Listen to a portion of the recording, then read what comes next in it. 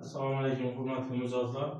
Hurmatli prezidentimiz tomonidan 3 tajribasi asosida bank rahbarlari o'z mijozlari bilan uchrashib, ulardagi mavjud muammolarni hal qilish orqali yangi ish o'rinlari ochish tadbirkorlik faoliyati bilan bo'layotgan bank bilan bog'liq to'siqlar masalasini hal qilish topshirib o'tgan.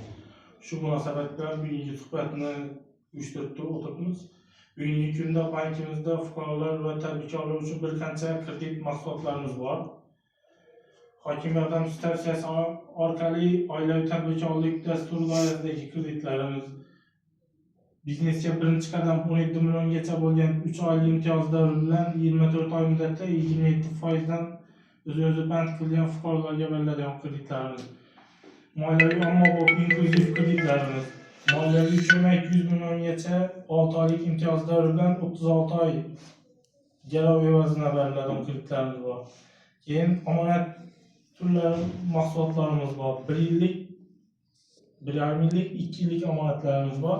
1 yillik omonatlarimiz 16% dan 10% aralığından to'lab beriladi. 1,5-2 yillik omonatlarimiz 19% dan ular oyma-oy foizlar hisoblanib, o'zingiz bankka kelgan holda o'zingiz roziligingiz bilan foizlarni yechib olib ketishlar.